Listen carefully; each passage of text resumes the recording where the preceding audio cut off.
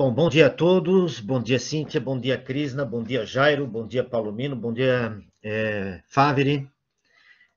Nesse final de julho de 2022, estamos dando continuidade às conversas, aos conceitos e aos argumentos do filósofo Álvaro Vieira Pinto, né, e suas propostas de políticas públicas para o desenvolvimento regional, interpretado, analisado e debatido a partir das contribuições do professor José Ernesto de Favre. Favre, a palavra está com você. Bom dia a todos. É sempre um prazer renovado estar com vocês, debatendo questões contemporâneas do nosso país, da nossa realidade nacional.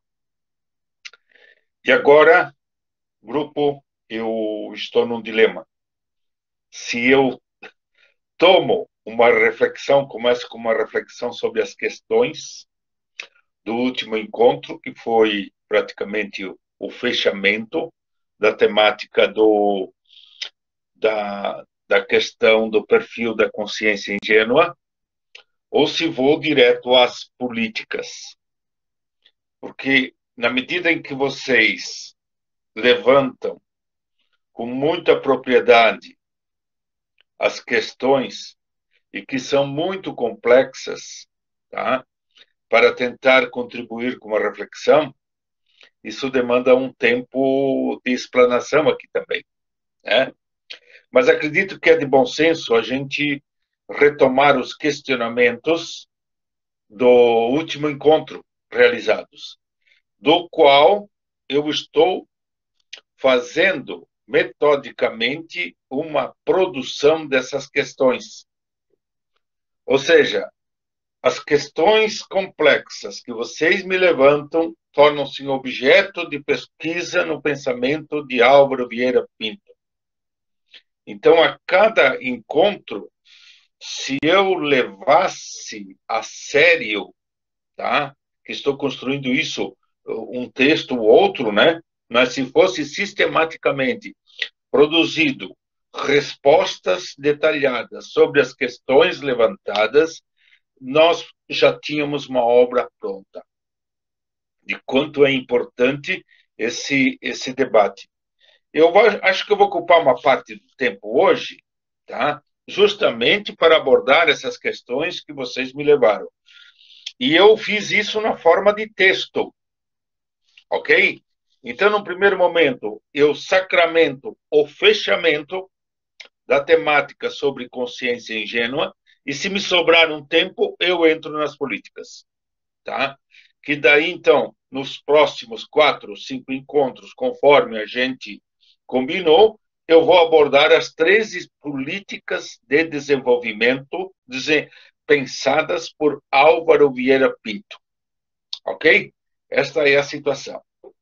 Outra questão importante que eu quero levantar e refletir juntamente com vocês, de que todas as temáticas das quais eu participei do seminário sobre educação e desenvolvimento regional indicam a urgência e a preocupação, não só no nosso grupo de pesquisa, mas também em outros grupos de pesquisa, a necessidade de se pensar localmente os problemas. É interessante como esses problemas de pesquisa apresentados no seminário é um pensar local que estão vinculados a um pensar global. E isso me chamou muita atenção. Então, o que a gente faz aqui é a tentativa de irrigar a cabeça da gente, o pensamento da gente, para que a gente se convença primeiro de que analisar e debater a realidade mais próxima a nós é um aspecto de urgência extrema, uma vez que a argumentação geral você pode encontrá-la nas tecnologias disponíveis e que disponibilizam, tá, as teorias mais avançadas e mais gerais. Hoje, então, vamos dividir a fala de hoje em dois momentos, tá?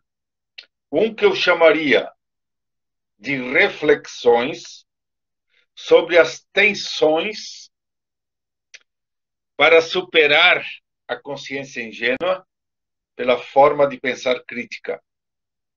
E aí eu segui praticamente os questionamentos, a ordem dos questionamentos levantados no último encontro.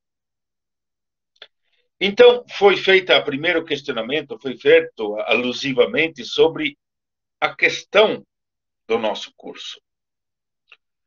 Eu acho que um curso sobre o pensamento de Álvaro Vieira Pinto e dentro da temática da consciência ingênua é um momento especial, pessoal, de reflexão e análise sobre a sociedade, tá? Que procura motivar a gente para se ocupar em compreender a realidade imediatamente dada em que nós estamos inseridos para construir uma visão crítica da mesma. E aí, então, tá? Essa visão de totalidade da realidade incide sobre fatos e acontecimentos sociais, que revelam o quê? A realidade objetiva em que estamos vivendo na contemporaneidade brasileira. E isso produz em nós, o estudo nesse curso, uma potência, roubando a expressão do Sandro, produz uma potência do pensar crítico, enquanto fonte de indignação e vontade de mudar a lógica e a ordem social da qual estamos, tá, insatisfeitos com ela. Daí esse curso nos proporciona um momento especial de representar esta realidade mais próxima de nós, inquietante, tá? Para que a gente possa elaborar ideias no pensamento que nos sirva de base para desenvolver toda uma interpretação específica dentro de um pensar dialético, tá? A realidade que se impõe nesse momento. Então, dessa forma, nós somos capazes de produzir conhecimento social crítico. Para quê? Para melhorar o pensar e o interagir no contexto da sociedade. Daí que esse curso é uma forma de irrigar, oxigenar o pensamento individual crítico de cada um de nós e de todos aqueles que acessarem estas nossas discussões sobre a realidade brasileira, com o fim de influenciar os jovens pesquisadores que passarem por nossas mãos, por os nossos estudos, por nossas orientações, possam também eles, tá? Sob nossa influência, despertar a crítica desses novos estudiosos, pesquisadores, intelectuais e alunos para levar adiante o sonho de construir uma sociedade melhor a partir da realidade em que estamos imersos, que é a realidade de uma sociedade subdesenvolvida. Essas próximas gerações de pesquisadores, tá, exercendo essa habilidade crítica, vão comprometer-se com a mudança na luta por uma sociedade ainda melhor do que a nossa. Vejam bem, eu já insisti algumas vezes sobre isso e vou repetir. Se abrirmos mão dessa esperança maior, não fará mais sentido preocupar-se com o avanço da ciência, cuja a finalidade consiste na melhoria da existência. Por quê? Porque a ciência não está integrada à existência. E a existência não é um objeto, não é um objeto de pensamento e da pesquisa para definir finalidades mais humanas, tanto para a ciência quanto para a existência. Acredito que não foi suficientemente claro. Entretanto, o que eu quis dizer, tá? Que o avanço da ciência emana da prática de pesquisa sobre a realidade. E, a partir daí, realizarmos significativos avanços na qualidade da existência. É isso que eu quis dizer. Tá? Esse pensar imbuído, impregnado naquilo que somos e naquilo que fazemos. Então, o pensar preocupado e ocupado com a ciência e a existência possui origem histórica e sociológica que imprime uma dinâmica na produção de novos conhecimentos. Por quê?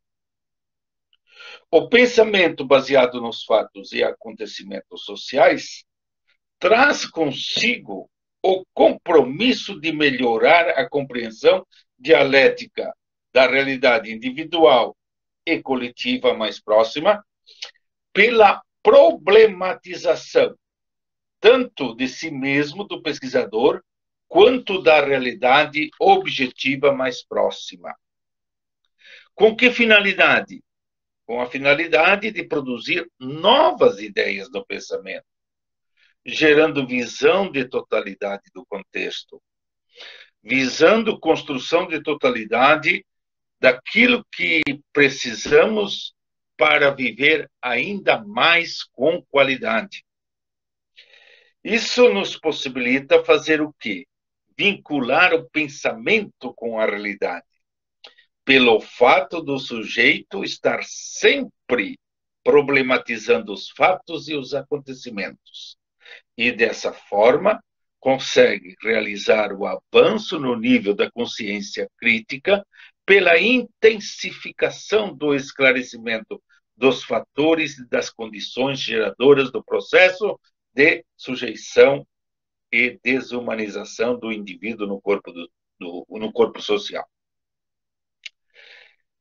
A problematização da realidade é a codificação dos fatos e acontecimentos na forma de ideias construídas no pensamento, como indicador de ação para superar as situações limites da estrutura social que impõe a cada um.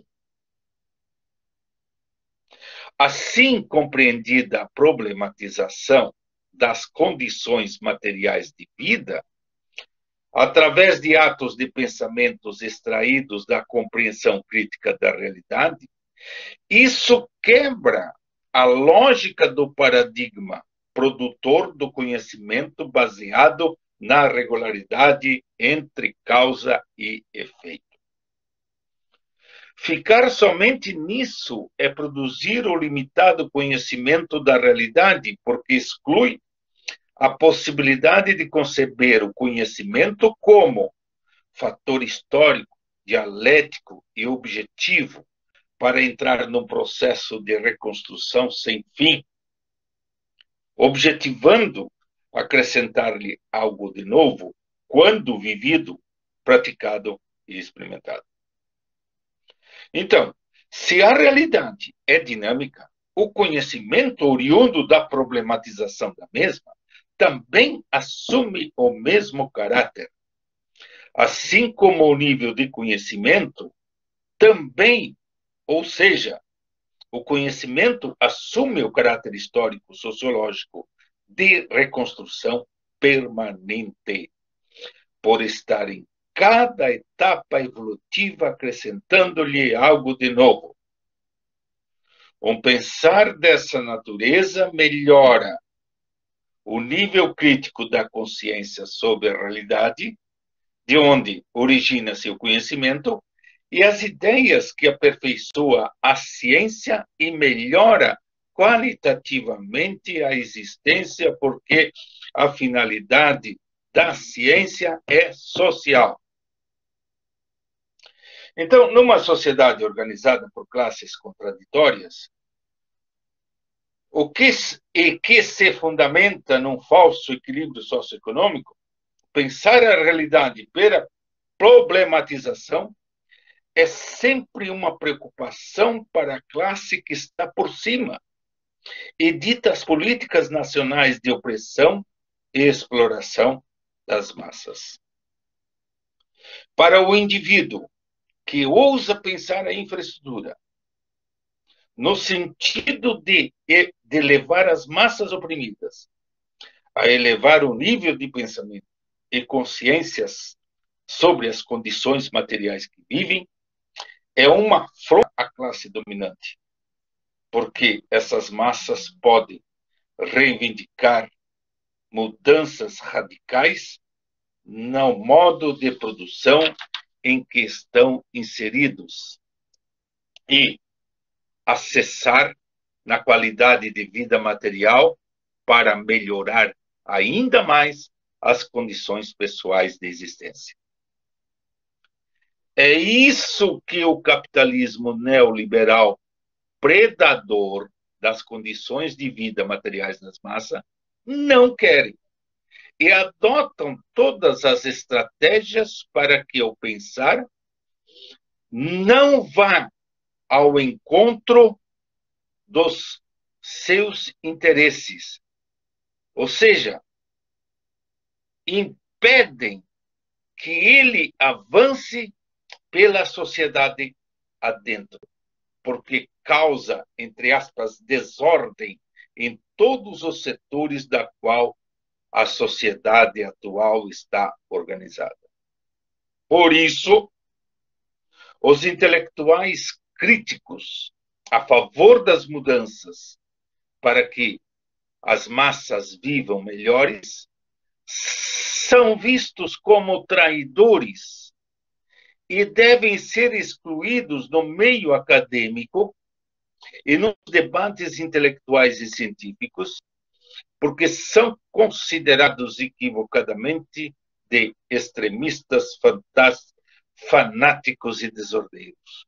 Ou seja, a elite tem horror à mudança porque temem perder seus privilégios socioeconômicos. Entende? Por conta disso, então, quando assumimos posturas críticas diante de tudo o que está constituído para implementar mudanças, temos que ser estratégicos o suficiente para que o sonho da mudança não seja amputado na origem pela elite que organiza e comanda os processos de exploração e sujeição das massas brasileiras. Pois os argumentos possuem um certo alcance. Daí por diante, em determinados momentos e circunstâncias, para avançar, precisamos usar táticas criativas para que não sejamos identificados, classificados e excluídos, tanto profissional como socialmente.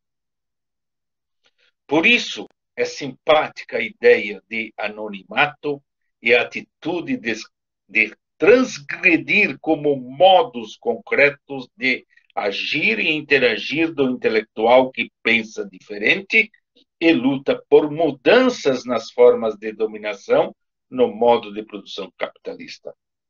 Concentradores de renda e de riqueza, por isso, predadores da qualidade de vida das populações. Então, o compromisso do intelectual e do pesquisador que constrói modos críticos de pensar consiste em incitar as massas de lutarem por mudanças necessárias no corpo social. Tem de ser duplamente competente. De um lado, produzir conhecimentos novos e avançados. Por outro,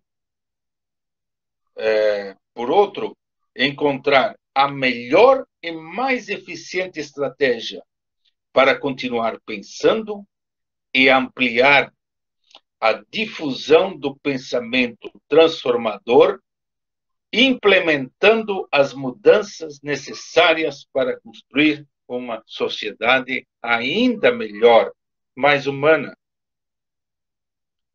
Por isso, ser e viver a crítica sobre a realidade nacional e local implica também aprender a viver o modo de ser cuidado para si. Isto é, buscar sempre as melhores estratégias para sobreviver aos ataques sociais elitistas e das instituições onde trabalhamos,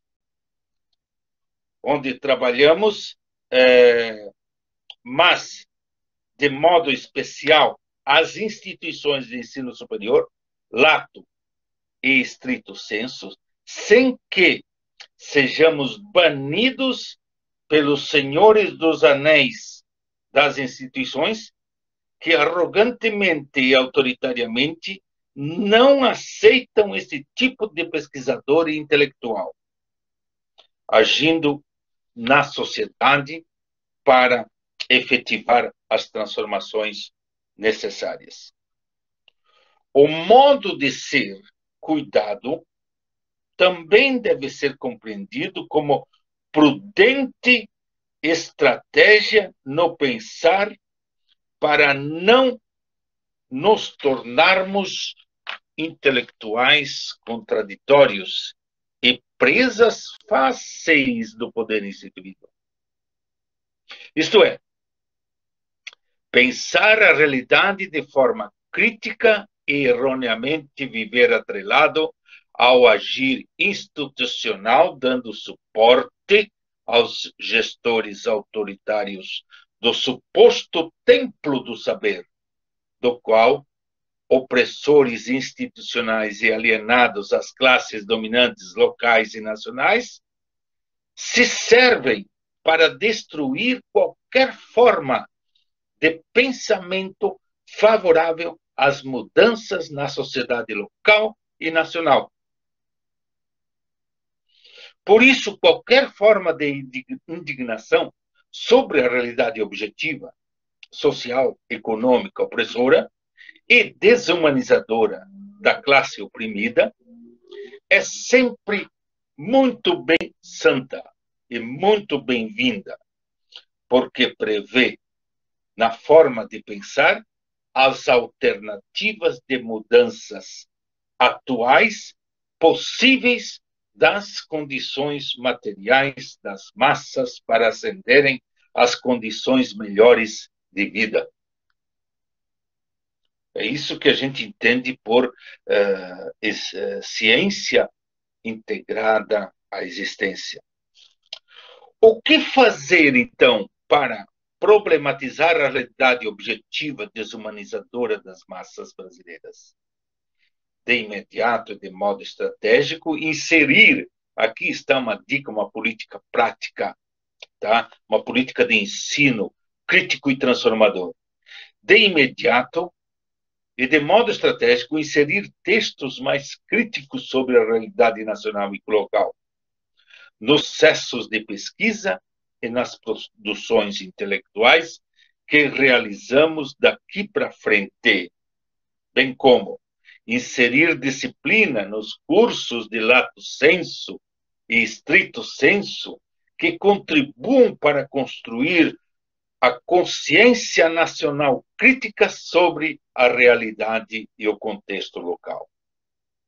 Ou ainda, orientar pesquisas voltadas para pensar a realidade regional, que trará contribuições novas para pensar a problemática do desenvolvimento regional.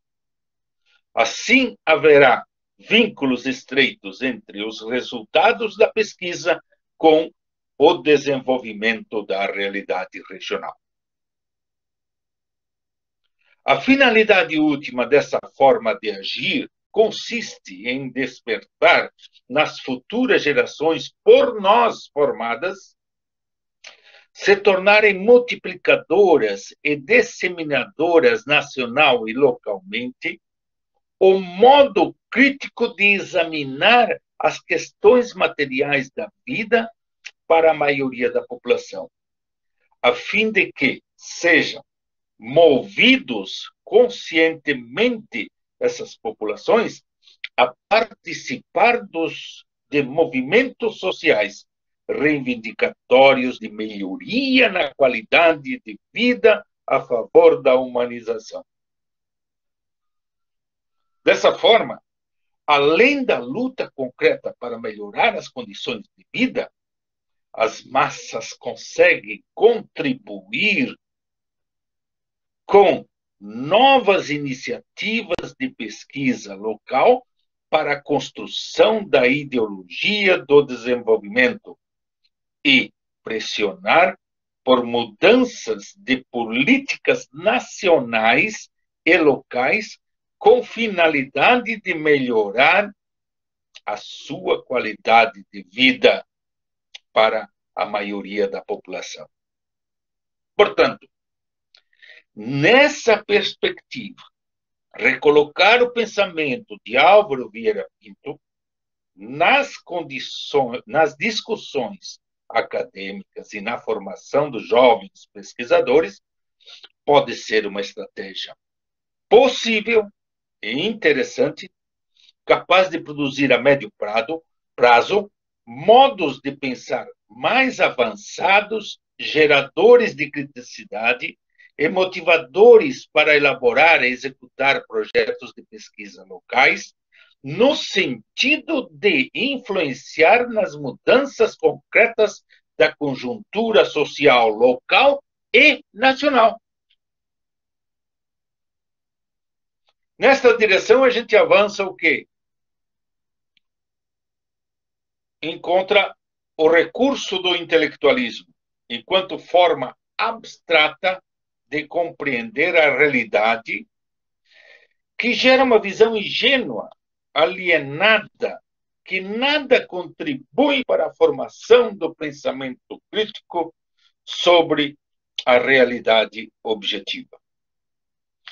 A prática do intelectualismo cria uma visão romântica da realidade nacional e local, pela elevação da linguagem a um patamar em que o sujeito fica falando sozinho, espero que não seja o meu caso, sobre os fatos e acontecimentos sociais, através do discurso metafísico sobre a realidade.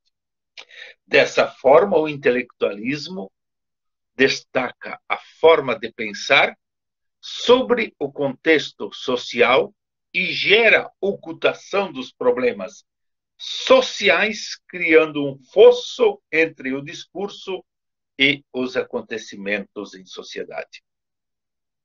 Essa forma de pensar produz a exclusão do caráter histórico e dialético na formação do pensar das massas, consolidando a consciência alienada e ingênua no pensamento da maioria da nação. O caráter nocivo do intelectualismo reside em desviar o pensamento do povo para o plano da abstração, na concepção dos problemas sociais. Então, além do intelectualismo, que confunde mais do que explica a verdade dos fatos e acontecimentos, temos o quê? o recurso da tecnoestrutura para reforçar a necessidade do continuismo da ordem social contraditória atual, que promove a estabilização da situação opressora nacional. Isto ocorre quando o intelectualismo prega a necessidade do continuismo no modo de ser das organizações socioeconômicas do país, em nome da ordem e contra o anarquismo, ou seja, a desordem, provoca-se a morte do gênio e, em seu lugar, sobrevaloriza-se o grupo, porque a individualidade nessa condição é sufocada para que se dê espaço no coletivo àqueles que menos possuem um nível crítico da consciência. O sujeito que possui consciência crítica, então, o sujeito que possui consciência crítica tem que ser banido, porque atrapalha o pensamento e o agir uniforme do grupo. Ser e pertencer ao grupo é não ter uma identidade no pensar, e muito menos pensar criticamente sobre a realidade objetiva. Porque este sujeito crítico só atrapalha o grupo e o seu andamento. Então, passar a pensar criticamente a realidade torna-se um pecado mortal. E se pune pela exclusão. Ou seja, a intelectualidade não tem origem e nem identidade pessoal, apenas uma forma homogênea de pensar, incrustada em um grupo que, ao tomar as decisões e ao realizar as ações, preserva o anonimato do autor que as promove. Nesse caso, o anonimato é igual à exclusão do pensar individual no grupo, tá? E fortalecedor do pensar opressor que determina o que o grupo tem de pensar e fazer sem ser identificado. Penso que a mesma estratégia deve ser adotada quem pensa criticamente. E isso passa a ser um grande desafio, que é inverter a tática para que o pensar crítico seja disseminado entre as massas, sem possibilidade de o sujeito ser identificado, tá? E não ser execrado pelo meio intelectual e pelo meio social. Nesta direção, quanto mais o sujeito está integrado a um grupo, mais espaços institucionais, sociais, tem à sua disposição, porque não representa riscos a quem comanda o grupo de fora e oferece pouca resistência à mudança, porque as coisas continuam como estão e tudo permanece, entre aspas, no equilíbrio e na ordem prevista. Por isso, o intelectualismo dentro da tecnoestrutura mantém o anonimato de quem toma decisões e os membros dos grupos realizam as ações, nem que sejam de cabresto no coletivo da tecnoestrutura. Então, a consciência ingênua é sempre uma consciência duplamente submetida que imobiliza qualquer possibilidade de reação, tanto social como crítica, diante da sujeição histórica que são submetidas as massas. De um lado, o intelectualismo difundido de diversas formas na sociedade impede que os indivíduos se comprometam a compreender o que está acontecendo no atual momento. E, por outro, a submissão da possibilidade de pensar criticamente a realidade à tecnoestrutura, que valoriza o grupo e exclui a dimensão pessoal de pensar criticamente o mundo em que o sujeito vive. Ou seja, a realidade nacional. Nessa perspectiva, temos um recurso a mais para ocultar a realidade e fortalecer a ingenuidade das massas, o qual seja o apelo da necessidade de um pensar eclético. Esta forma de pensar apenas realiza o falso apaziguamento dos contrários e das contradições e conflitos sociais. Para quê? Para evitar, entre aspas, a desordem e a desestabilização de uma falsa harmonia social. Por isso, a necessidade de harmonizar interesses e forças sociais contrárias ao discurso abstrato, de apelo moral a favor de uma falsa paz e solidariedade promovida pela elite. O aparecer social desse discurso de paz e solidariedade remete à responsabilidade para além do que somos, como classe oprimida, e além do que fazemos como classe produtora. Este torna-se um clima excepcional para consolidar a abstração. E, por isso, a alienação do sujeito na realidade que vive. Ou seja, manter as massas perplexas, mas sem saber o que fazer. Esta não é uma fantástica estratégia de imobilismo social? Estes três recursos, o intelectualismo, reforçado pela tecnoestrutura, somado à difusão em larga escala social do pensamento eclético, realiza a ocultação perfeita da realidade objetiva às massas e aos intelectuais para mantê-las no imobilismo social generalizado, sujeitando-se aos interesses da elite nacional opressora. Para superar a consciência ingênua das massas, geradoras da inércia social no Brasil, necessitamos superar três tensões fundamentais. Primeira, a primeira tensão diz respeito à necessidade de superar a consciência ingênua para uma consciência social crítica, a partir da compreensão das contradições e conflitos sociais, nacionais e locais.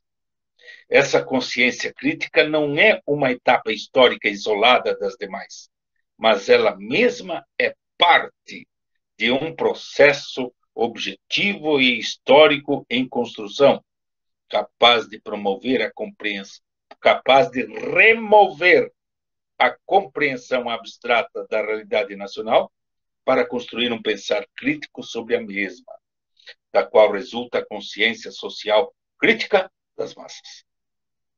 Somente esse processo crítico de compreender os conflitos sociais desperta a vontade de ação coletiva das massas para pressionar significativas mudanças na estrutura da sociedade e nas políticas de desenvolvimento nacionalista, uma vez implementadas, serão capazes de fazer a classe oprimida assumir como sujeito a direção do processo histórico.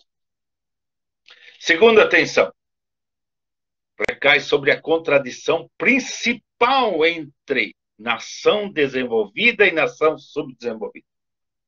Essa contradição não se enfrenta com armas e violência, sob pena de defender a agressão e a violência destruidora da vida, mas por um processo cultural orientado por políticas nacionalistas, não xenófobas, para superar as condições de sujeição da nação subdesenvolvida provocada pelas metrópoles que exploram o nosso país de acordo com os interesses e necessidades alheias a quem estamos submetidos. Esse enfrentamento e a superação da sujeição externa provoca o enfraquecimento, o afrouxamento do domínio da elite nacional, urbana e rural, como classe opressora que alimenta uma produção nacional alheia às nossas necessidades e mantém o consumo internacional, tá? Como situação que compromete a satisfação das nossas necessidades para suprimir o que precisamos para adquirir dignidade ao longo da vida. Então, a situação que compromete o saciamento das necessidades básicas, tá? é destinar a produção nacional para a satisfação das necessidades alheias, em vez de provocar a satisfação das necessidades internas do país. Consequência disso, melhora o quê? A qualidade das massas, via consumo interno, que reduz significativamente a tensão entre classes internas do capital e do trabalho, pela promoção de condições de vida melhores às massas. O melhoramento da qualidade material de vida das massas gera melhoramento cultural das mesmas, base para formar um tipo especial de consciência crítica para movimentar-se com objetividade na busca de níveis superiores de vida ainda melhores. Assim, poderão exercitar a pressão via ações nacionais unificadas a mudar e diminuir as desigualdades entre classe rica e a classe pobre, e também mudar a direção do processo de desenvolvimento para se tornar amplo um movimento nacional de desenvolvimento de si para si. Essa tensão pode ser superada quando o país superar as condições de sujeição às metrópoles. Dessa forma, o que se produz para o outro, agora produz-se para si, sendo que o excedente gere riqueza necessária para investir no desenvolvimento qualitativo, no sentido de melhorar as condições de vida da maioria e cada vez mais conquistar a tão desejada autonomia nacional e soberania internacional. Nesses moldes, a luta de classe no país, como uma contradição social secundária, é possível pela via democrática, através de uma radical implementação das políticas nacionalistas de desenvolvimento pelo governo nacionalista. Quanto melhor resolve-se a contradição principal entre nações desenvolvidas e subdesenvolvidas, reúne-se ainda melhores condições internas para melhorar a performance das mudanças orientadas pela consciência crítica, comprometida com o desenvolvimento de si para si, pela via democrática nacionalista. Entretanto, se necessário for, como última estratégia, a luta de classe, de acordo com as necessidades de mudanças nacionais internas, pode ser efetuada. Tá? Por isso mesmo, não podem ser de maneira excessivamente violentas. E são também mudanças possíveis com menos violência possível. Chama atenção, não é uma luta de classe aos moldes marxistas, mas aos moldes nacionalistas, orientada pela ideologia do desenvolvimento nacional. Não é uma luta de classe somente armada de troca de posição entre o capital e o trabalho, mas uma luta comum para melhorar a qualidade de vida da classe oprimida, no sentido de superação da atual etapa histórica de desumanização, por outra, geradores de melhores condições materiais, socioculturais, com o fim de superar os conflitos e as contradições internas que determinam as desigualdades, as injustiças, as exclusões que definem a desumanização própria do capitalismo neoliberal predador. Nessa perspectiva, a luta de classe é permanente processo que vai gradativamente superando inúmeras contradições secundárias e setoriais internas da sociedade para fortalecer evolutivamente a conquista cada vez mais abrangente na sociedade, atingindo os níveis superiores de bem-estar nacional.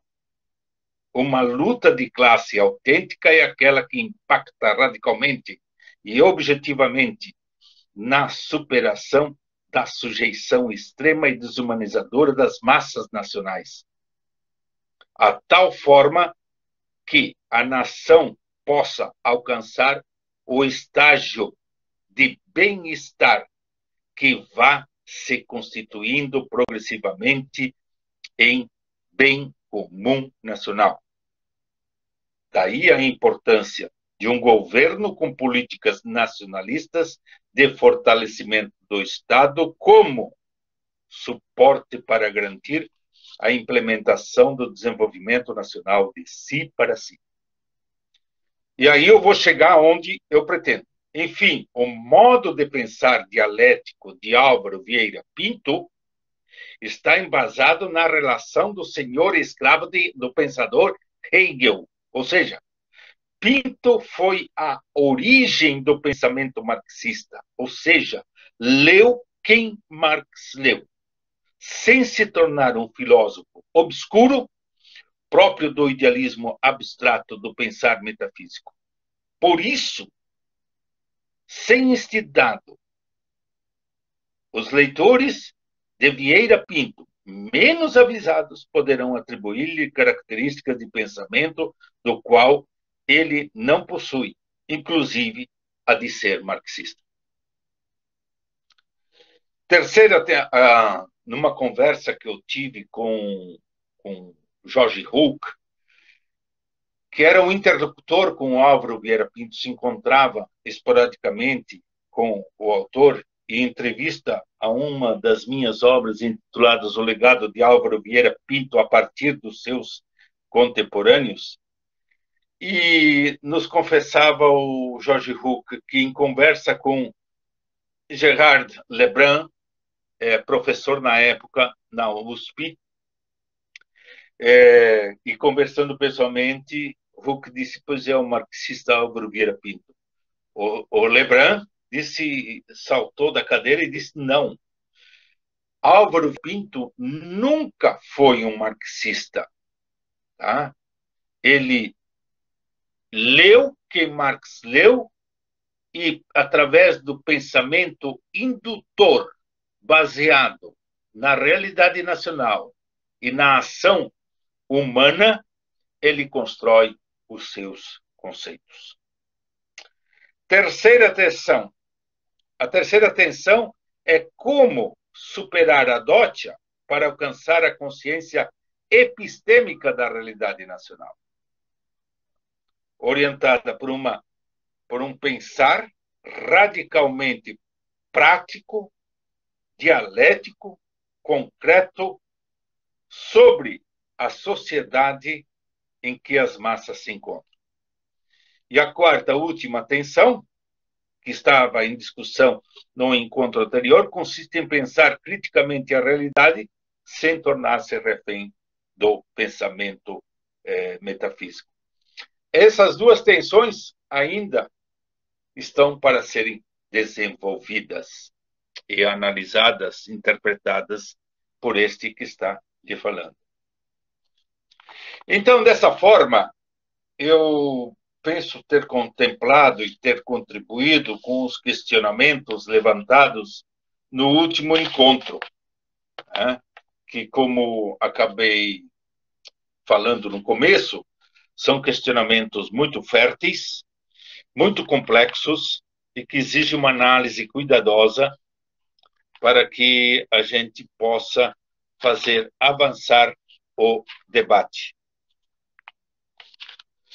Dito isto, então, vamos passar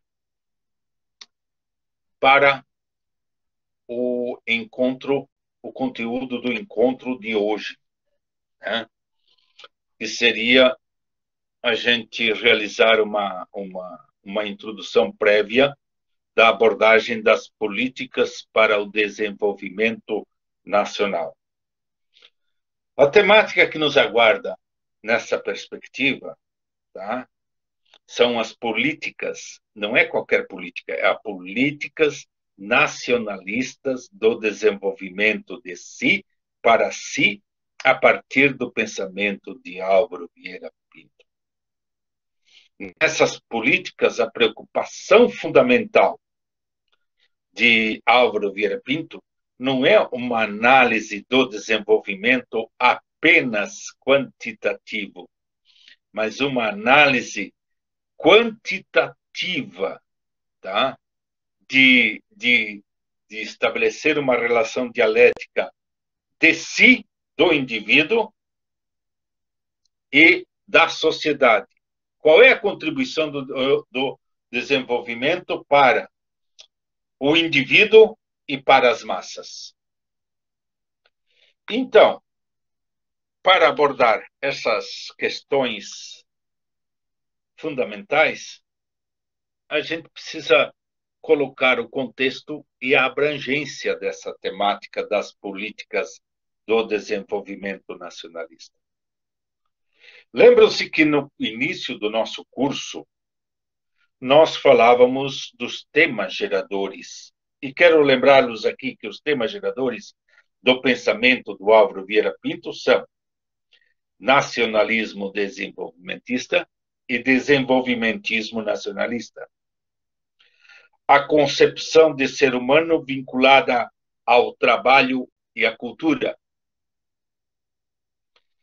A terceira, a realidade nacional, tá? E as modalidades de consciência ingênua e crítica, onde já tivemos a oportunidade de ter abordado essas temáticas. Quarta, a produção da própria ciência nacional. Se nós não temos uma ciência própria, como queremos dinamizar todo um processo de desenvolvimento? Qual a teoria, outro eixo, qual a teoria da educação que serviria de suporte e de orientação na formação nacional da consciência? E, por fim, então, a tecnologia como instrumento de libertação do ser humano e do ser da nação contemporânea. Essas categorias a gente acabou de esmiuçá-las ao longo dos inúmeros cursos que já tivemos. Agora, trata-se de operacionalizá-las na forma de políticas, como como diz aquele velho princípio, até agora tratou-se de pensar o desenvolvimento. Agora trata-se de apontar indicadores práticos de como constituí-lo como realidade possível. Então, esses temas geradores do nosso estudo do curso de Álvaro Vieira Pinto se desdobraram em categorias, nas quais tivemos a oportunidade de debatê-las uma a uma. Então, a primeira coisa que precisamos observar, tá? Antes de analisar as políticas nacionalistas, é que precisamos vincular de forma harmônica a ideologia do desenvolvimento nacional e as ações para se implementar o projeto nacionalista de desenvolvimento para o Brasil.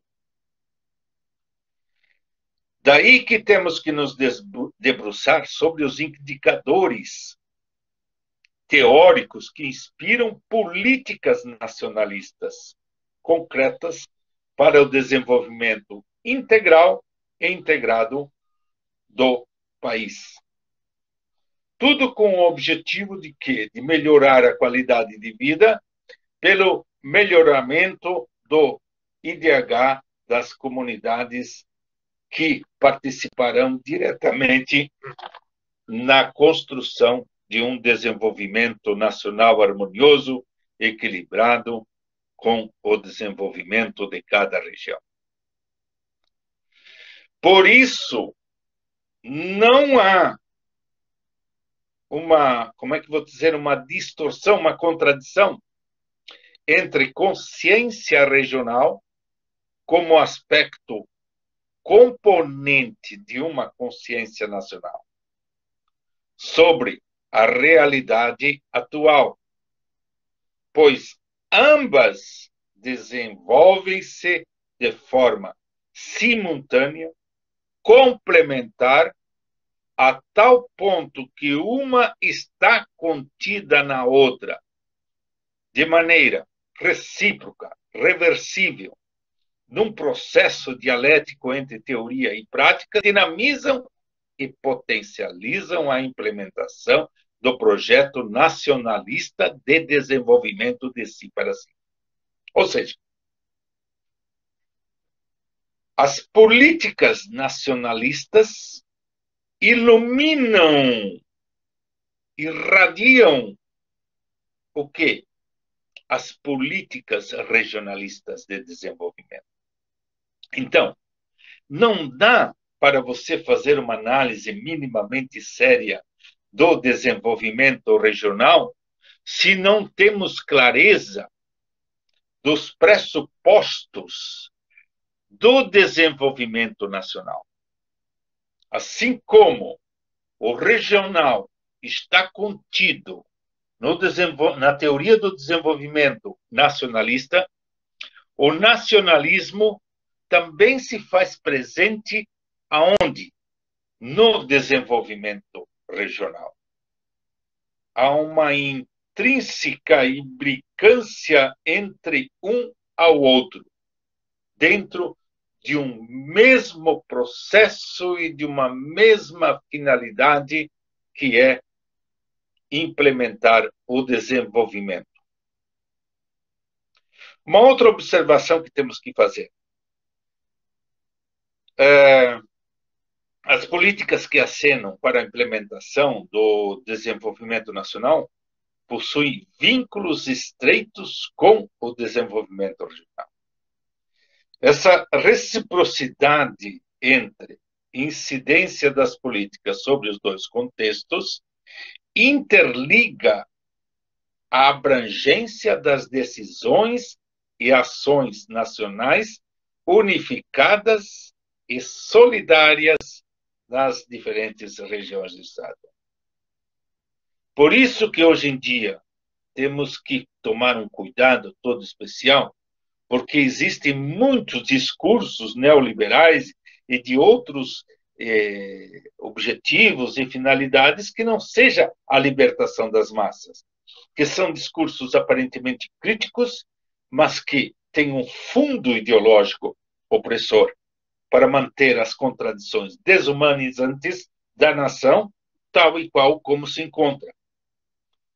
E essas contradições, esses discursos aparentemente críticos, são oriundos da imposição de um discurso capitalista externo para que a nação realize e continue realizando o trabalho alienado a favor dos países metropolitanos.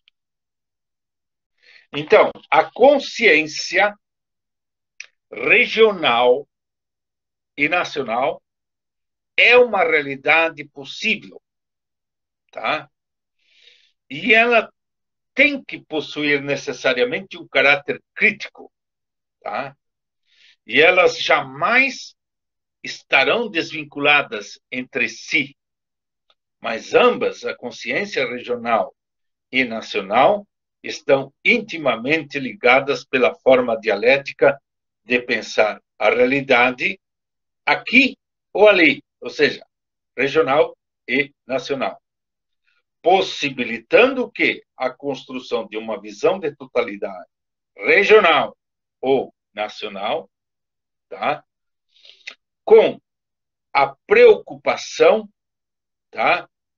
De reforçar uma a outra dinamicamente e buscar, com isso, um desenvolvimento dinâmico, harmonioso entre a nação e a população regional. Então, não há, diz o Álvaro Vieira Pinto, não há, portanto, oposição entre consciência regional e nacional. Entre elas existe tão somente mediação dialética.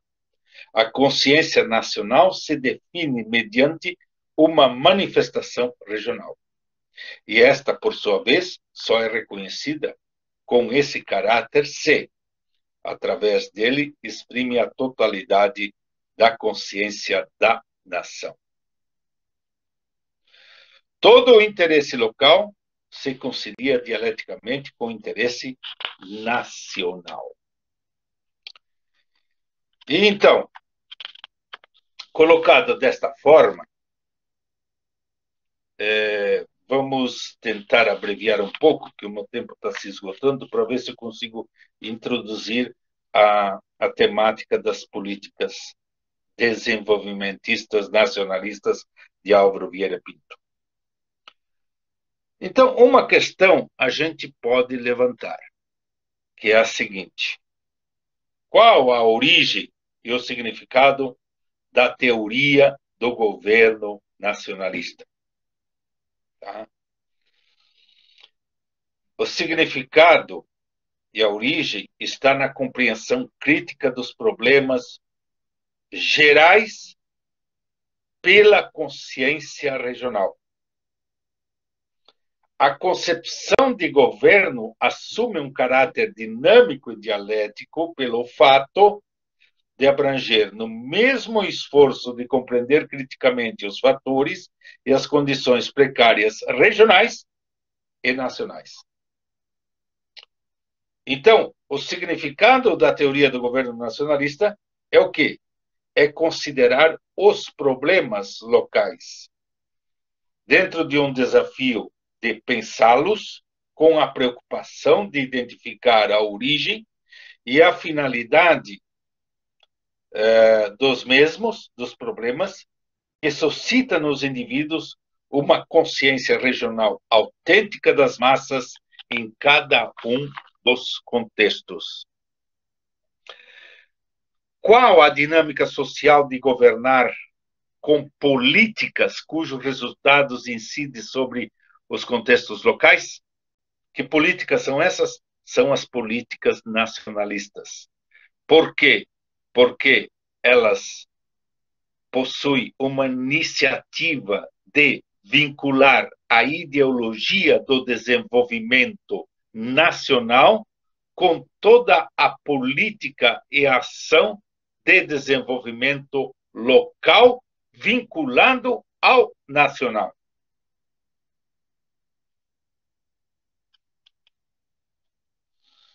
E para conduzindo já à conclusão, uma política de governo nacionalista é sempre uma teoria concreta. Ela é uma teoria concreta porque, a partir da compreensão dos problemas nacionais, de forma dialética, vinculada aos problemas regionais, realiza a compreensão e estabelece vínculos estreitos com o contexto local ao nacional e o nacional vinculado ao local. Por isso, a política é sempre uma manifestação da teoria nacionalista concreta que se exprime como indicativo de ação para resolver os problemas de uma área específica da sociedade e problemas próximos dos indivíduos que pertencem a uma comunidade. Por esse motivo, não há conflito entre nacionalismo e regionalismo no que tange a construção da consciência crítica. Isto é, se há um pensar crítico sobre a realidade nacional, simultaneamente esta consciência terá o mesmo caráter quando capaz de construir uma visão de totalidade dos problemas da realidade regional na qual o indivíduo está inserido. Então, tanto num contexto como no outro, as políticas nacionais de desenvolvimento é tarefa de uma consciência crítica, cujas ações incidem simultaneamente sobre a realidade nacional e a realidade regional para promover a superação de todos os problemas nos diferentes setores da sociedade e toda a ordem que envolve a vida concreta das massas. Citando ainda o Álvaro Vieira Pinto.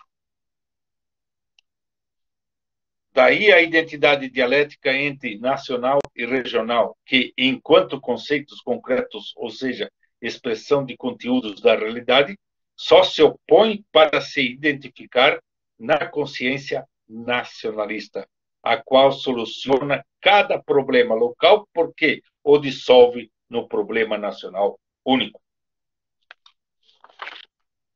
Então, o que nós estamos introduzindo aqui?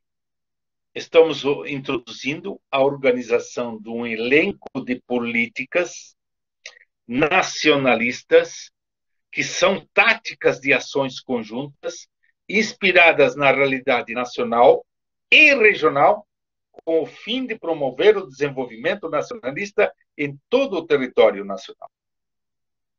A teoria concreta do nacionalismo será capaz de indicar um elenco de atos e ações práticas de uma política autenticamente brasileira que vai indicar o caminho da superação dos problemas das diferentes áreas regionais capazes de promover a superação do desenvolvimento nacional. Enfim, a luta pelo desenvolvimento nacional integrado e apropriado para fortalecer o Estado como promotor do bem-estar da nação emancipada tem por objetivo realizar, na realidade nacional e no seio da sociedade brasileira, os princípios inspiradores de uma política nacionalista de desenvolvimento de si para si. É o que vamos fazer nos próximos encontros, esmiuçando política por política.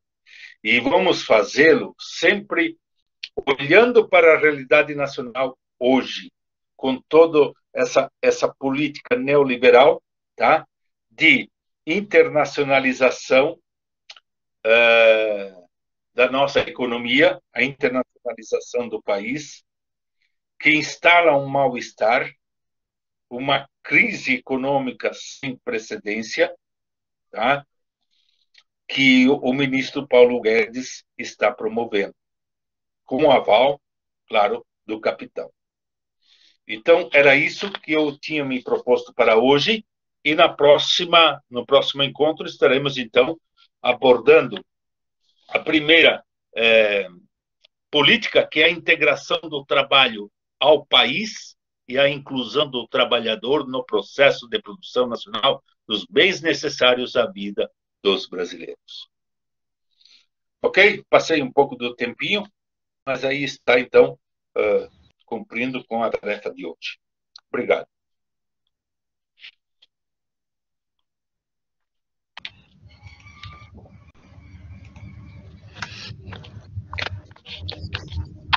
Bom, obrigado, Favre, pelas tuas colocações, mais essa etapa. É uma série de argumentos, de ideias e conceitos, né?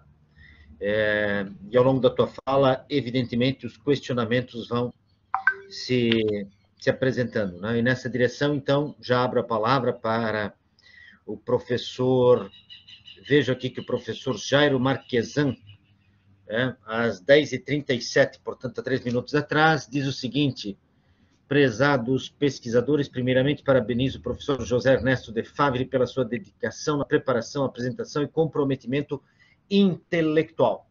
Um revolucionário, muito boa qualidade da fala, tenho de me retirar, forte abraço, vou ficar ouvindo até onde posso. Bom, isso indica que ele está caminhando, então, né? E se afastando do ponto inicial de onde se constitui a fala, mas é isso aí, Jair, a gente sabe que você está correndo atrás das águas e na frente das águas também, né, com um super projeto de pesquisa conduzido lá pelo Jairo sobre um levantamento hídrico de toda a região do Planalto Norte catarinense, né, projeto financiado pela FAPESC com significativos recursos e muita responsabilidade. Então, parabéns aí ao Jairo e compreendemos a situação que ele enfrenta nesse momento, né? Se tiver por aí, quiser falar, Jairo, fique à vontade. De todo modo, passo a palavra para a doutoranda Krishna, né, para que ela abra os comentários dessa manhã, as suas reflexões, os seus questionamentos. Lembrando que temos 10h41, temos, portanto, 16 minutos para que Palomino, Cíntia, e possamos fazer uso da fala, então. Krishna, fique à vontade.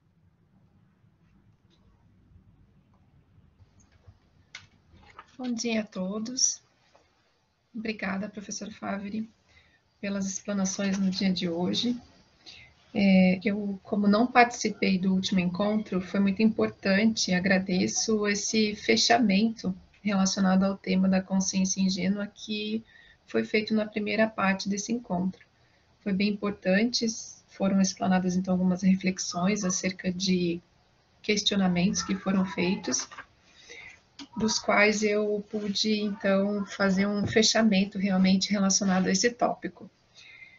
Quando o professor, então, adentra nas políticas nacionalistas, eu, se possível, e acredito que vai ser um tema abordado mais no próximo encontro, eu fiquei um pouco reflexiva quando o professor menciona que não há conflito entre nacionalismo e regionalismo, segundo o entendimento do Álvaro Vieira Pinto, porque nós sabemos especificamente, por conta de todas as nuances e diversidades,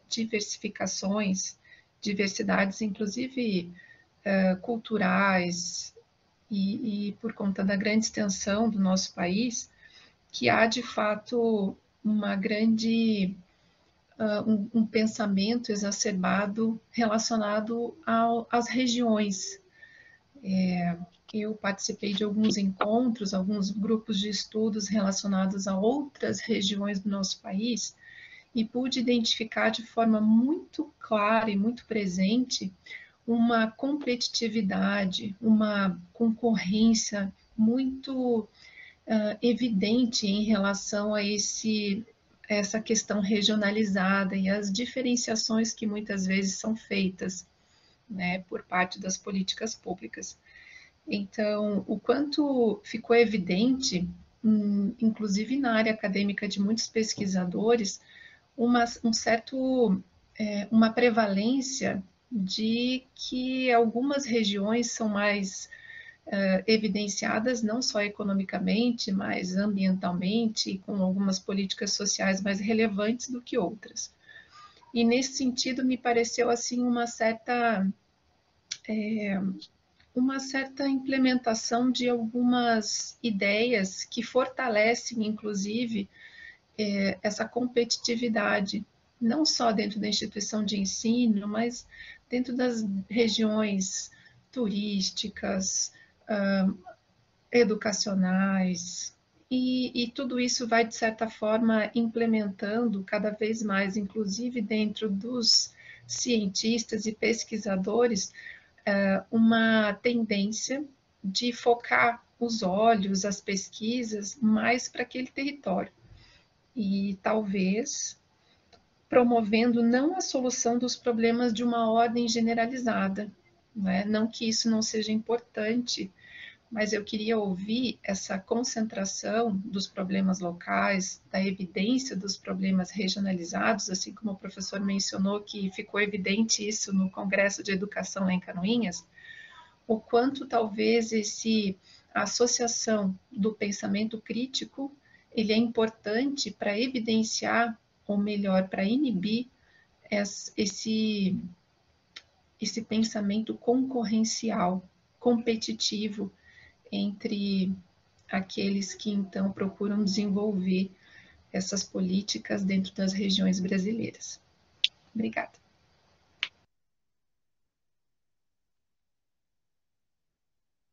Muito bem, otimizando o tempo então. Obrigado, Krishna, pelo seu comentário, pelo seu posicionamento. Professor Palomino. Bom dia a todos. Obrigado, professor Faveri, por essa aula magistral e algumas reflexões, alguns comentários que tenho referente ao que falou. Me chama a atenção também como a políticas de desenvolvimento nacional se vinculam a solucionar também os problemas regionais. Mas salta uma dúvida em quanto a o como fazer frente a um país tão grande e complexo. Claro, devem ser políticas que permeiam de alguma forma a maioria, se não todos os problemas comuns. E a partir disso, o desdobramento de algumas ações a nível regional devem acontecer. Isso me parece difícil de verlo na prática, digamos, o como executar essa leitura sobre a política nacional e que ela termine afetando positivamente os problemas regionais.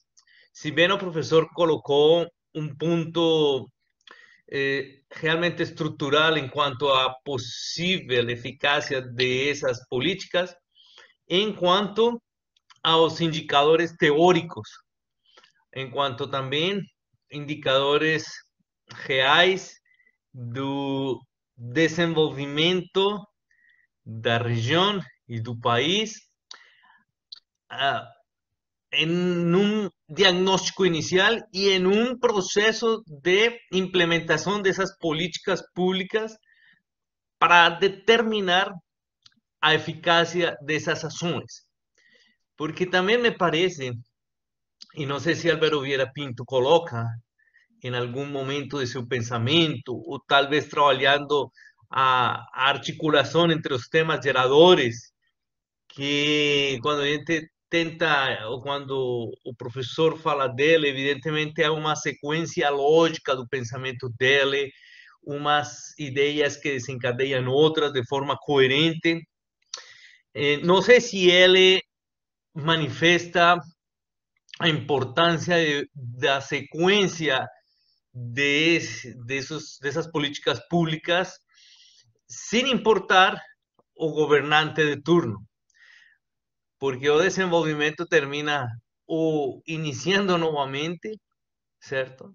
que sería un cenário bastante presente en nuestra realidad latinoamericana. O mandatário de turno entende por desenvolvimento, entende por novas ações, seu momento, um momento de governança, um momento de impor, de propor novas soluções, sem ter solucionado o que o anterior pretendia solucionar, ou consolidar aquilo que parecia ser solucionado. Então, essas são minhas reflexões. Me pareceu muito interessante poder recompilar novamente os temas de Aladores de Álvaro Vieira Pinto. E, obviamente, também essa proposta de ter uma política pública nacional influenciando na solução dos problemas regionais. Muito obrigado mais uma vez ao professor Faveri. Passo a palavra ao professor Sandro. Professor. Obrigado, professor Palomino, pelas suas reflexões. Passo a palavra para a professora Cíntia. Bom dia, muito obrigada, professor Faveri. Gostei de ouvi-lo hoje, né? Acho que minha câmera está desligada. Novamente, aprofundando, né, a discussão sobre a consciência ingênua, né? E apresentou aqui as tensões para a superação dessa consciência ingênua e assim como no encontro passado falou um pouco do intelectualismo, né? E avançou na questão da relação do intelectualismo com a tecnoestrutura, fez esse resgate para nós, foi super importante também, concordo com a Krishna, de lembrar os temas geradores, para tentar também apoiar nossa chegada nas políticas, né, que você vai apresentar nos próximos encontros. E aí eu fiquei pensando assim, primeiro eu fui lá retomar as políticas para ver aquelas que realmente eu me identifico mais, né, e como você falou da tecnoestrutura hoje, eu pensei que realmente é um dos temas que talvez eu possa tentar escrever sobre, eu vou tentar, né? Especialmente pensando nessa técnica como instrumento de libertação, como você falou hoje, né? E pensando também naquilo que você chama atenção para que o Álvaro diz, né? Da massa como a negação da pessoa na coletividade e talvez pensar a tecnologia como instrumento para considerar a pessoa dentro da coletividade, né? Mas também sabendo que, ao mesmo tempo, a gente tem aí um monte de fenômenos, inclusive o fenômeno, não sei se vocês acompanharam no final de semana, né, no campeonato de xadrez na Rússia, que um robô quebrou o dedo de uma criança. Então, a gente tem tanto os usos indevidos das técnicas, quanto os usos que a gente não, né, acompanha da própria técnica, né? E aí uma outra questão também que eu fico sempre pensando, talvez também influenciada pelo encontro passado, pelas discussões finais, né? Fica parecendo assim que existe uma proposta de construção ideológica, né? Claro. E aparentemente essa proposta parte dos intelectuais. E ao mesmo tempo, né, em todo momento você chama atenção que o Álvaro diz que é preciso tentar, né, estar atentos ao intelectualismo. Intelectualismo como uma forma abstrata de compreender a realidade, uma forma romântica, né, que separa o entendimento daquilo que de fato acontece, né, e que a partir da tecnoestrutura isso se aprofunda ainda mais, né, então ocorre essa ocultação da compreensão da realidade, e então fica complexo, eu não gosto muito da palavra contraditório, né, mas fica complexo compreender de que forma seria construída essa ideologia, já que me parece que é a partir dos intelectuais, mas que quando a gente vai analisar o papel dos intelectuais, eles estão, de maneira geral, né, ligados a esse fenômeno do intelectualismo, né. E aí, influenciada também pelo debate do encontro passado, fica excluído, né, o debate da luta de classes, né, e um debate em que em que essa construção da ideologia partisse também da própria população, né? Então, imagino que você vai abordar isso quando você for falar das políticas, até porque uma delas vai falar sobre educação, e aí eu imagino que talvez dentro da proposta da política sobre educação do Álvaro, ele deve considerar alguns elementos nesse sentido, né? Enfim, agradeço, estou aqui, parece que está travado, não sei, e estou ansiosa para ouvi-lo sobre as políticas. Muito bem, Cíntia, agradeço suas considerações e as questões que você apresenta nas suas considerações. E brevemente eu vou me ater aqui a algumas questões, né, que me parecem de extrema importância.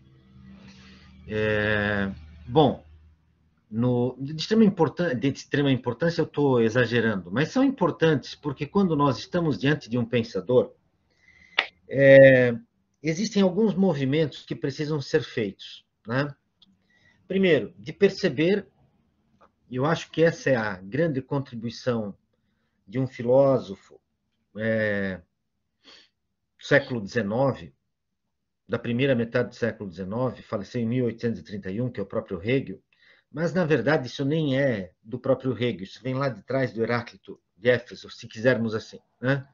Mas o Hegel dirá, mais ou menos nestas palavras, todo pensador é filho do seu tempo. Né? Ele pensa profundamente o seu tempo. Ele problematiza o seu tempo.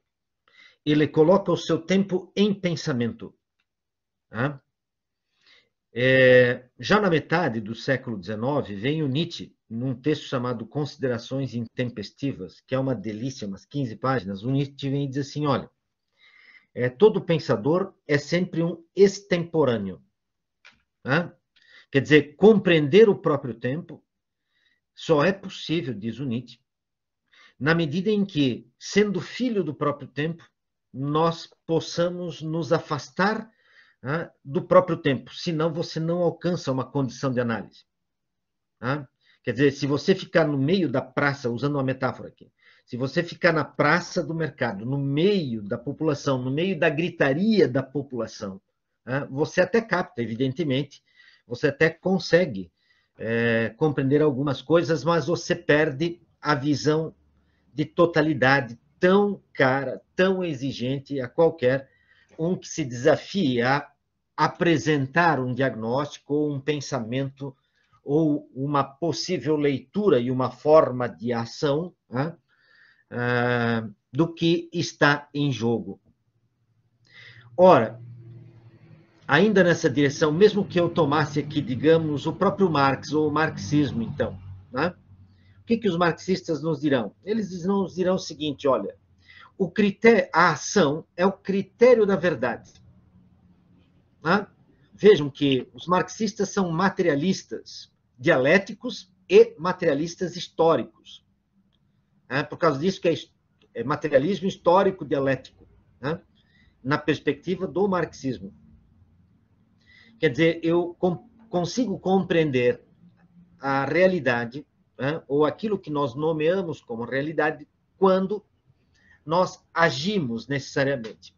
A ação que se conforma sempre na contradição, é que permite nós considerarmos, elaborarmos teorias, elaborarmos possibilidades de interpretação da ação. Né? Então, de todo modo, esses pensadores nos dizem, olha, toda teoria que for o resultado de um exercício pedante, digamos assim, de pedantismo, né? De excesso de erudição, é apenas teoricismo, porque não possui vinculação com a ação, com a prática. Não é resultado disso, é apenas o resultado de um exercício metafísico, E aqui, em partes, eu concordo com Álvaro Vieira Pinto. O que é metafísica? É quando o meu pensamento se descola, evidentemente, da ação, das contradições que perpassam uma sociedade. Né? Por outro lado, se eu ficar preso excessivamente à ação, né, eu perco o componente reflexivo que implica em certa condição metafísica. Me parece que não há, desde Kant a gente entendeu isso, de que não há como nós nos desvencilharmos de uma certa condição metafísica. Por que digo isso? Por exemplo, o conceito de liberdade. O conceito de liberdade, ele é apenas, ou ele é absolutamente um exercício metafísico. Ele é pura metafísica. Que a liberdade é impraticável se você decide vivê-la em sociedade. Se você decide viver com os outros, significa que os outros sempre, e é necessário que se estabeleçam limites à minha ação. Então, o reconhecimento dos limites da minha ação é que nós nomeamos de liberdade. Então, liberdade é reconhecer limite. Liberdade é reconhecer que não é possível fazer tudo aquilo que eu quero quando quero. De que existem regras, existem normas, existem leis. Portanto, a própria ideia de liberdade, nesse sentido, ela é metafísica na origem. O Kant dirá mais. A liberdade eu somente exerço quando eu converso com os meus amigos. Quando eu faço um uso privado da razão. Porque eu não posso dizer tudo o que penso em âmbito público. Portanto, eu não posso exercitar a liberdade em âmbito público, porque isso causa um conjunto de problemas. Causa a própria impossibilidade das relações. Essa é a questão. Por que estou dizendo isso? Ora, porque a minha pergunta de fundo, Fábio, é sempre essa. As categorias, algumas das categorias que o Álvaro Vieira Pinto faz uso para a construção da sua teoria, como horus, como horizonte de possibilidade de interpretação da própria realidade, elas me parece que elas exigem uma certa revitalização. Quais seriam essas categorias? Por exemplo, a categoria de massa. Quer dizer, ouvindo a tua exposição, sempre o que fica para nós, aqui para mim pelo menos, é a condição de metaforicamente, de um intelectual comprometido, evidentemente, com o país, com as questões fundamentais, com as contradições, mas de um intelectual que, imerso no seu escritório, no seu ambiente de trabalho, pensa a melhor saída possível para as massas, como se as massas fosse essa condição amorfa, sem iniciativa necessariamente. Quer dizer, por maiores esforços que eu faça, eu tenho muita dificuldade de perceber e de conceber como é que se pode utilizar uma categoria, a categoria de massa, onde tudo se apresenta, tudo se mistura, tudo conforma algo que não tem, que de certa forma tem que abrir mão das suas singularidades para fazer parte de uma totalidade que pode ser moldada por outrem, aqui nesse caso pelo pesquisador. Bom, se eu estou dizendo isso, é porque estou dizendo que me parece que o conceito de massa que o Álvaro Vieira Pinto utiliza, e aí isso vai se estabelecer uma diferença significativa em relação ao que eu acabo de apresentar como massa, é algo que vem de Ortega y Gasset, desse filósofo espanhol. Eu me lembro que na década de 30 e 40, a obra 50, e ainda hoje isso se apresenta entre nós, o livro A Revolução das Massas foi um furor, sobretudo em países periféricos, América Latina e Europa. é uma das grandes obras do Ortega y Gasset. Depois ele tem outras também, inclusive sobre a técnica. Né? Então, porém, naquele contexto, as massas têm uma caracterização marxista. Essa é uma questão. A outra questão, há uma crítica que se faz ao Álvaro Vieira Pinto dele se apresentar como um autor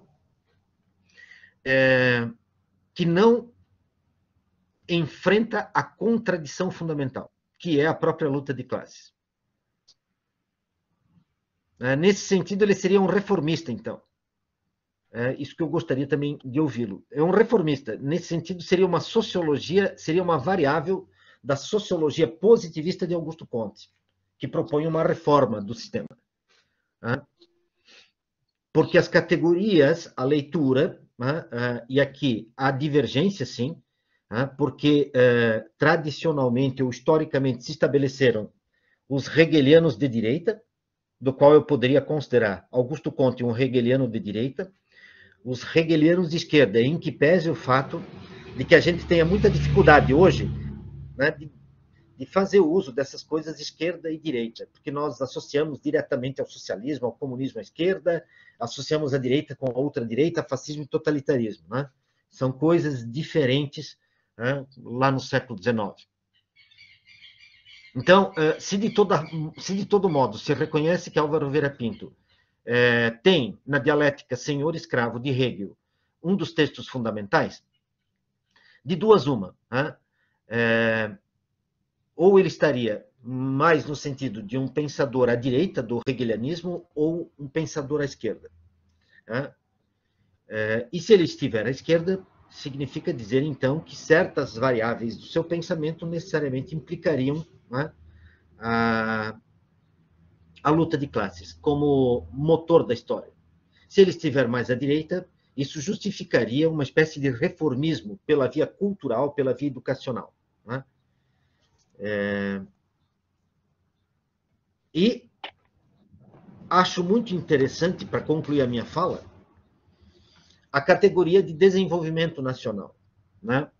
Acho muito interessante no Álvaro Vieira Pinto, sobretudo num contexto de mundo em que o nacionalismo, a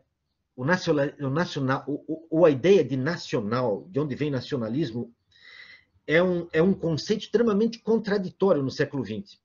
Não esqueçamos do nacional-socialismo nazista. Esse conceito está minado lá nos anos 40 pela proposta totalitária do nazismo, pela proposta totalitária do fascismo de Mussolini, pelo movimento integralista no Brasil, que sinaliza por uma perspectiva nacionalista muito próxima e namorando, inclusive, com as variáveis do fascismo italiano e do próprio nazismo alemão. Quando nós adentramos no final do século XX, sobretudo a partir dos anos 90, com a queda do Muro de Berlim, metaforicamente com a queda do regime socialista soviético, nós entramos numa fase em que a agenda neoliberal vai solapar violentamente a ideia de nacional, ou a possibilidade de um projeto de desenvolvimento nacional. Por causa disso, que é um conceito que me parece que é extremamente exigente, perigoso, melindroso, escorregadio, e talvez, se o Álvaro Vieira Pinto estivesse, estou conjecturando, que estivesse no nosso meio atualmente, ele nos exigiria um profundo trabalho sobre esse conceito à luz dessa agenda neoliberal em curso, que solapa a ideia do nacional, que, de certa forma, corrói a ideia do nacional, jogando para a dimensão de escala do regional e do local. Mas, enfim, são questões aqui que talvez a gente possa... Talvez não, a gente vai ter que retomar no próximo encontro, pela intensidade com a qual esse pensamento vai colocando em jogo. Mas eu quero deixar bastante claro a todos os ouvintes aqui que, muito mais do que crítica, é aquilo que um pensador provoca quando a gente começa a entrar, quando a gente entra no pensamento desse autor. Dito de outra forma, por onde passa um filósofo, 100 anos depois ou passam flores ou canhões. Não acho que seja... pensamento, né, que não tenha consequências. Ele tem consequências e é por isso que vale a pena ouvi-lo, é por isso que vale a pena estudá-lo, né, e é por isso que vale a pena esforçar-se por reconhecer também possíveis limites e contradições no interior do próprio pensador, né? Mas, repito, nada disso invalida esse esforço monumental, né? Pelo contrário, valoriza e justifica o que significa, de fato, um pensador, né? Por causa disso que eu também concordo com o Favre, que existe muita coisa sendo escrita que não faz sentido algum, porque não passa por uma reflexão profunda. Quer dizer, quando um texto não me permite fazer questionamentos, eu não tenho muita coisa a aprender ali, né?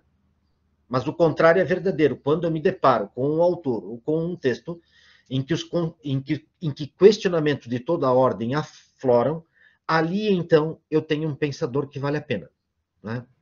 E é por isso que formulei esse conjunto de questões aqui. Desculpem falar tanto, devolvo a palavra para o Favre.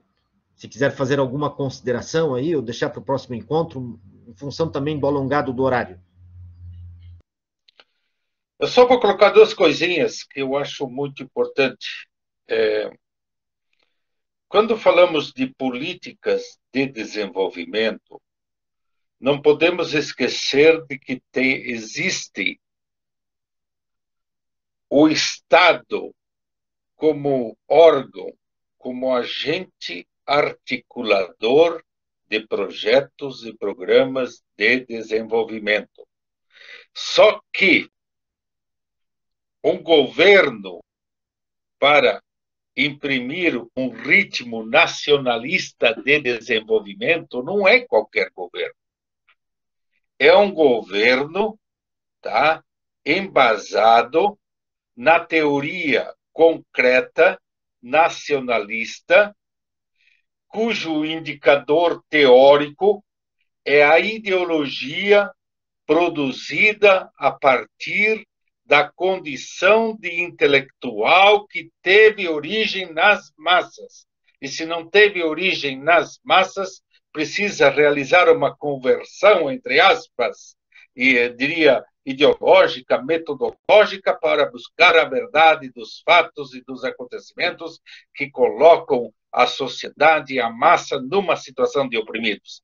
É dessa condição real que nasce o quê? A ideologia do desenvolvimento nacional. Então, me parece, para mim, muito claro no pensamento de Álvaro, que a origem do desenvolvimento está aonde? Na ideologia do desenvolvimento, tá? Organizada a partir das necessidades e interesses das massas. Ele só passa a ser o interlocutor organizador dessa ideologia das massas, do qual somente um Estado nacionalista, gerido por um governo nacionalista, seria capaz de colocar em prática, na forma de projetos e programas nacionais, a ideologia oriunda das massas. Segundo ponto, que me parece central, Álvaro Vieira Pinto nos faz um exercício extraordinário de estar sempre no fio da navalha, porque ele procura sempre ver o processo de libertação enquanto um processo qualitativo e humano das satisfações materiais e culturais do ser humano, numa ascendência progressiva, a partir do que eu tenho, conseguir algo a mais para melhorar as minhas condições de vida. Ou seja, melhorar gradativamente essas condições de vida. Então, de fato, o Sandro faz um exercício muito interessante, do qual ele é o exemplo, tá? Do que Álvaro não quer que a gente faça.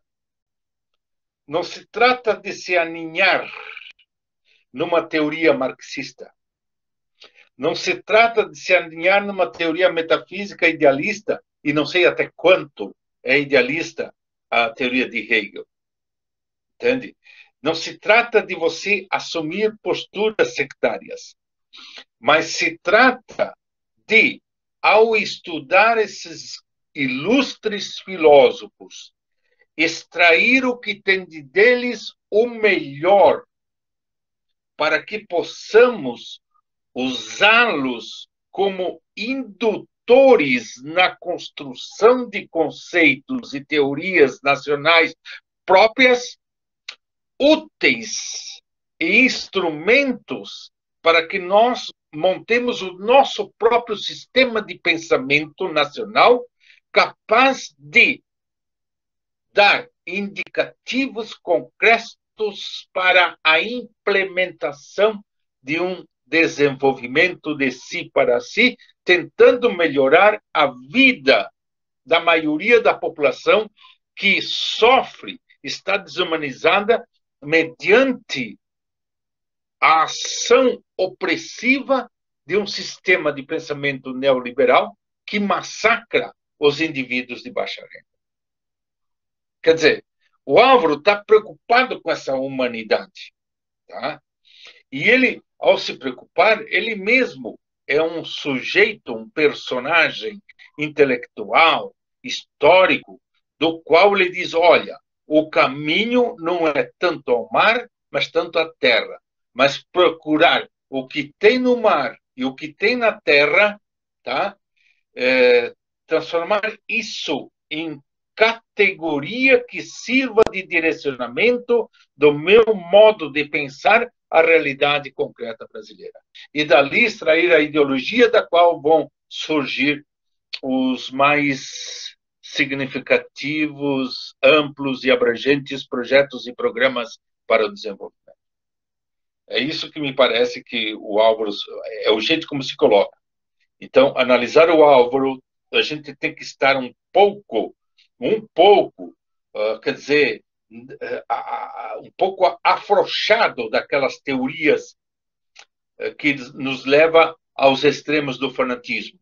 Não, agora é marxismo, agora é isso. O Álvaro sempre, através de entrevistas que eu coletei sobre amigos que conviveram com ele sempre tinha esse cuidado ético na construção de ideias que fossem capazes de conduzir uma mudança, uma transformação na sociedade com o mínimo possível de violência, de agressão, onde se sobrevalorize o quê? O humano na melhor condição existencial. Então, a gente precisa usar o que os outros têm de bom nas diferentes teorias, incorporar isso como uma referência indutora da construção de ideias e pensamentos nacionais. Fábio, eu fiquei aqui, na verdade estou até atrasado, até para te dar um posicionamento, porque assim, primeiro, veja bem, eu não sou exemplo e não posso ser tomado como exemplo. O que eu estou colocando como questionamento aqui, atenção, é que se não for possível questionar as bases do pensamento de Álvaro Vieira Pinto, de duas uma, ou ele é uma divindade e ele se fez por si só, e aí já não haveria mais não haveria mais nem interesse em estudá-lo, porque como divindade ali estão todas as respostas. O que estou dizendo é o seguinte, acho que nem o Álvaro Vieira Pinto gostaria que nós fôssemos meros seguidores dele.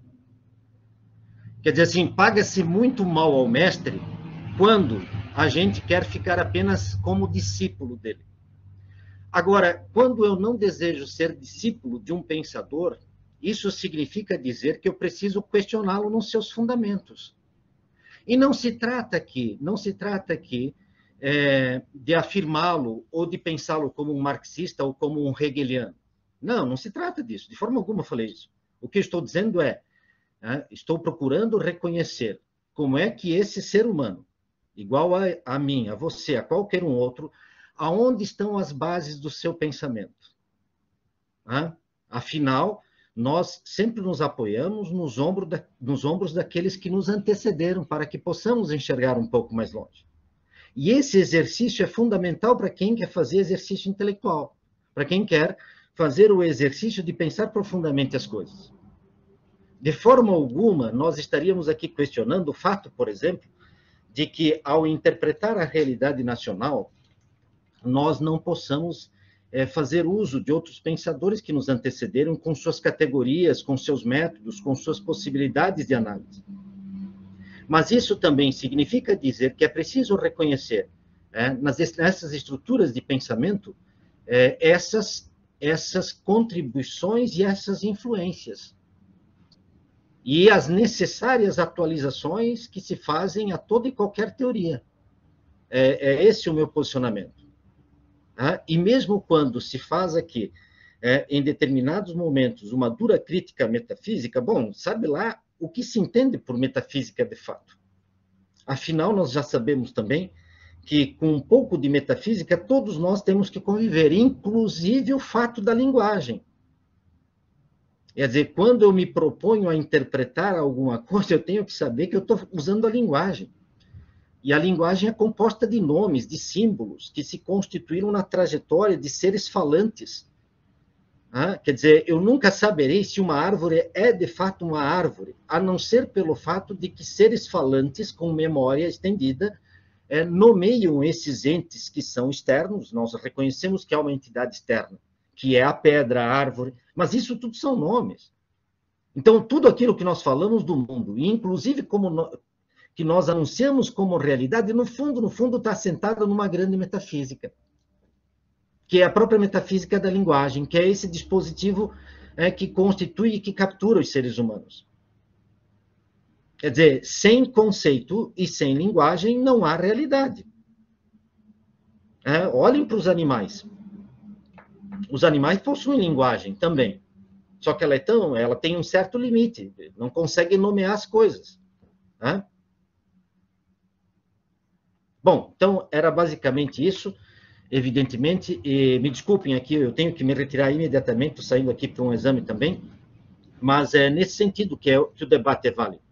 De forma alguma, estaria aqui eu fazendo alguma crítica excessiva. Não, estou sendo provocado pelo Álvaro Vieira Pinto a exercitar o pensamento, a tomar o mundo por minha própria conta e risco, com a contribuição aqui do Favre, a quem agradeço de forma muito intensa, tá bom?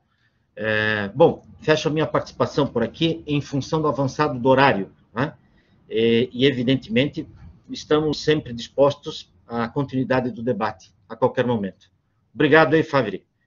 Um bom dia a todos. Tchau, tchau, bom dia. Um abraço, bom dia. Obrigada, Favre, bom dia, pessoal. Tchau, tchau, bom dia.